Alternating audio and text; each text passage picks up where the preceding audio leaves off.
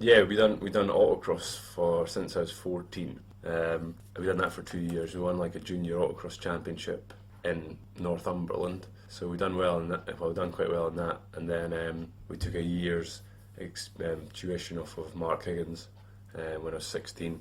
So we managed to get quite a lot of closed road stuff in Wales doing that. So that was pretty much what we had before we started, which was certainly beneficial. Yeah, I suppose one of the benefits of rallying and autocross is it's not on public roads, so you're not restricted by the legal requirements for driving on public roads. But you'll still have to meet certain criteria, would you? For basically competing? safety-wise, it's all high kind of spec criteria. You have to have roll cages and everything, and all the guys that kind of take you out have to be, have good experience. So Mark certainly showed us quite a lot, and he's, a double British champion himself. So he showed us quite a lot, which was where possibly got some of my initial speed from. Rallying is one of these sports that is associated with a bit of danger. I know, having been an occasional spectator, nobody gets all that bothered when the cars go round the corner perfectly, and there's big cheers go up when they don't make it round. How often have you sort of given the crowds cause to cheer by having had an accident? In my early days, we did have a few accidents. Certainly when they started out in the 205 challenge, we were off 2 or 3 205s a year kind of thing. But that was all a learning experience, and down to the last 3 years, touch wood, we've hardly touched the car, which was good. The Jim Clark last year was the first time we've bashed the car in 2 years. So the Jim Clark this year was the last time we bashed the car in 2 years. So certainly my earlier days was a lot. But I suppose that's part of the learning experience, and one of the reasons why the regulations make certain that the cars are safe with the roll cages and so on, so you can learn just how far to push a car before it falls off the road. But certainly, as far as injuries are concerned, have you had any serious injuries, or have you walked away unscathed? Luckily, we've walked away each time unscathed, but there has been a couple of times I've had to get checkups just on necks and stuff like that, complaining a wee bit of a sore neck and stuff. But I think we all know what we're kind of out there to do. We're out there to have really good fun and go as fast as we can, and we all know the risks, which is part of the reason, the adrenaline kind of side of things why we do it. And you have to have faith, in 100% faith in the equipment, in each other as well, and the mechanics that are maintaining. Yeah. Do you do the mechanical work yourself, or do you have a team or others who do that side of things for you? I kind of help out a little bit, but no, we've got a team, Border Rally Sport, kind of look after us. A team of 4 or 5 guys who kind of look after the car between events and come to events with us. So they're a really good bunch and put in a lot of time and effort, and they do a good job. But within a stage, if something goes wrong, you and your navigator have to sort it out yourselves. If we can, definitely. Or have to try and sort it out yourselves.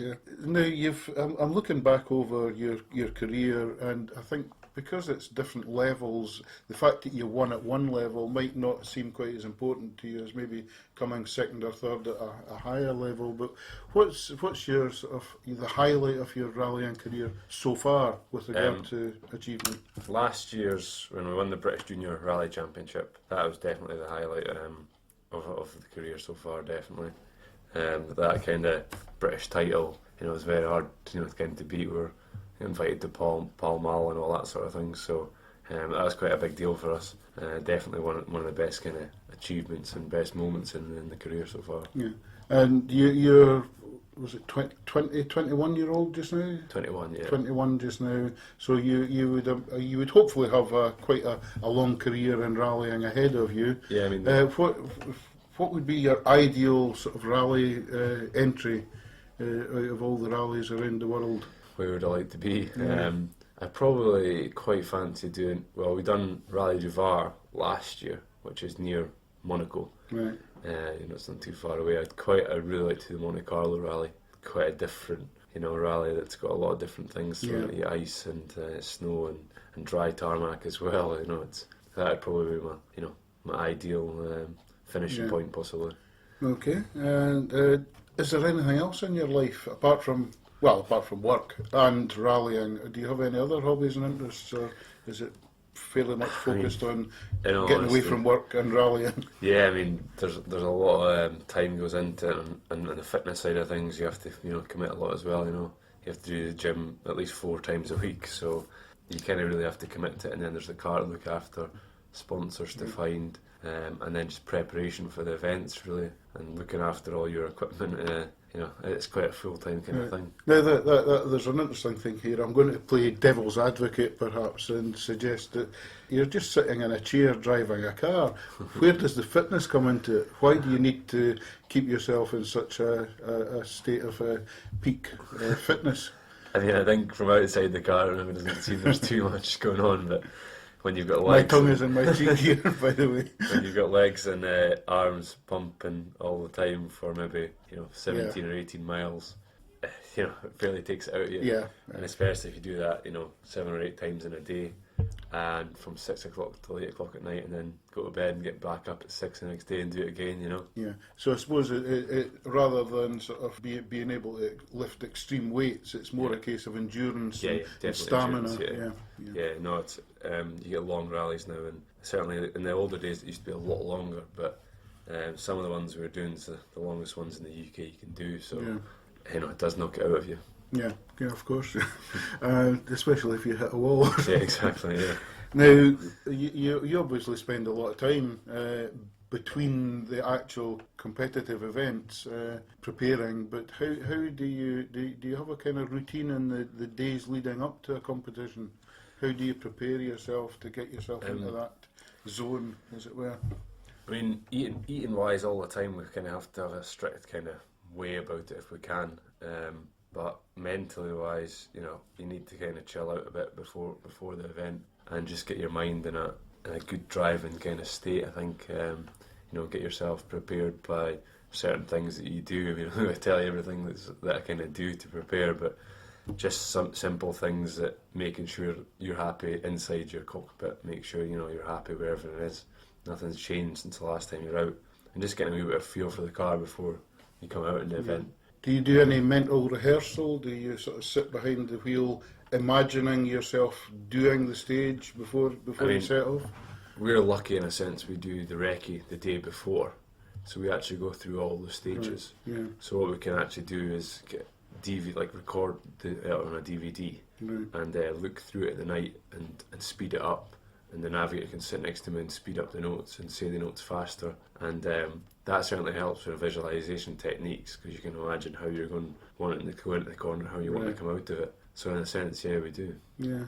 Now, you mentioned the navigator. Clearly, the navigators are a very, very important part of rallying, but many people might think that they can empathise with the driving part because they've done the driving.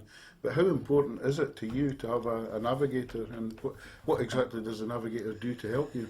I mean, obviously what the navigator's doing is relaying the information that we've told them during the recce when we check the stages. So basically we rely on them to give us the right information at the right time, so we can commit to the corner as fast as we possibly can. So in a sense, if he makes a mistake or if she makes a mistake, it could be costly to your rally and your season. Yeah. So they're as big a part of it as we are. Well, I suppose you've got to have ultimate trust in what they're telling you is round the corner. Absolutely, just as they've got to have ultimate trust in your ability to get you round the corner. Yeah, exactly. Yeah. So it's a very much a team effort. Yeah, I mean, you can't do it without them for sure. Now, anybody who might be interested in finding out a bit more about how you're progressing, is there an easy way to find out how you've been doing and how you will be doing in your future races? Definitely. Competitions. We've got the Border Rally Sport website, and we've got a Facebook and a Twitter page as well, all Border Rally Sport. You can find us on there and keep up to date with us on there. Also, the British Rally Championship, I've got an app that you can download and follow us on there. Then look under Rally 2 and it'll have all the updates and the driver quotes that we say when we come out the stage. So all the quotes? Yeah, well, all the quotes to an extent, yeah. Some might be censored. Yeah, indeed. But there's Facebook and Yeah. Twitter are looked at a lot these days. And social media is a great way of being able to keep in contact with what's going on and with things like that. Now, the British Rally Championship, has it started already? yeah, So what have you done in it so we've far? done the this first year? two events. Right. The Pirelli Rally, which was at Carlisle. That was just April there. We finished second. That was the first time out, so that was a really, really good result for us. We're really chuffed to bits with that. And then obviously we came to the Jim Clark 2 weeks ago. We were leading by 16 seconds and got caught out, shall we say, by a little bit of rain on the road and went straight on into a tree. Right. So that was the end of that rally, but we were doing well in that as well. We were leading, but we've got the Scottish Rally in 2 weeks, well, a week on Saturday. So right. So that your next one is the 29th of Scottish, June, the big one for Scotland. we're looking forward to that, and hopefully we'll be able to do well for everybody here, I suppose, as well. Now, for my limited knowledge of rallying, I've seen inside the back of service vans and so on, and there is obviously an awful lot of money involved at some levels, but probably even at the basic level, it's not a cheap sport. You've mentioned sponsors already, I think, but can you tell me a bit about who sponsors you and why they would want to sponsor you? I mean, we've got stovesales.co.uk on board.